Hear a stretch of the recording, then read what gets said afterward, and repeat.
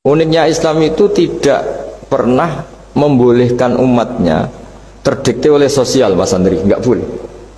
Tapi hanya terdikte oleh ketentuan Allah dan Rasul. Jadi Allah cara ngendikan, kalau kamu iman kepada Allah dan Rasul. Iman kepada Allah artinya apa? Allah memerintahkan kita berbuat baik sama tetangga, sama tamu. Maka lakukan itu. Sekali tidak demi Allah dan Rasul, berarti Anda didikte oleh hukum sosial. Kalau tetangga baik ya kita baik, kalau dia buruk ya kita ikut buruk.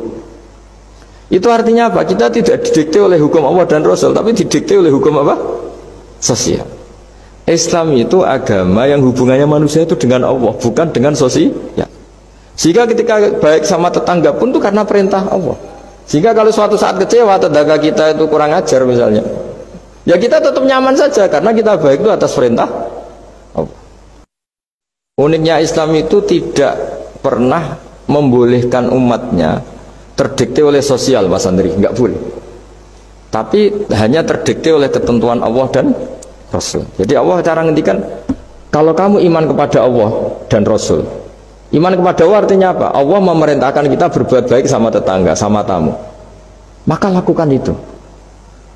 Sekali tidak demi Allah dan Rasul, berarti Anda didikte oleh hukum sosial. Kalau tetangga baik ya kita baik, kalau dia buruk ya kita ikut buruk. Itu artinya apa? Kita tidak didikte oleh hukum Allah dan Rasul, tapi didikte oleh hukum apa? Sosial. Islam itu agama yang hubungannya manusia itu dengan Allah, bukan dengan sosial. Sehingga ketika baik sama tetangga pun itu karena perintah Allah. Sehingga kalau suatu saat kecewa tetangga kita itu kurang ajar misalnya, ya kita tetap nyaman saja karena kita baik itu atas perintah Allah. Uniknya Islam itu tidak pernah membolehkan umatnya terdikte oleh sosial, Mas Andri, nggak boleh. Tapi hanya terdikte oleh ketentuan Allah dan Rasul. Jadi Allah cara ngendikan, kalau kamu iman kepada Allah dan Rasul. Iman kepada Allah artinya apa? Allah memerintahkan kita berbuat baik sama tetangga, sama tamu.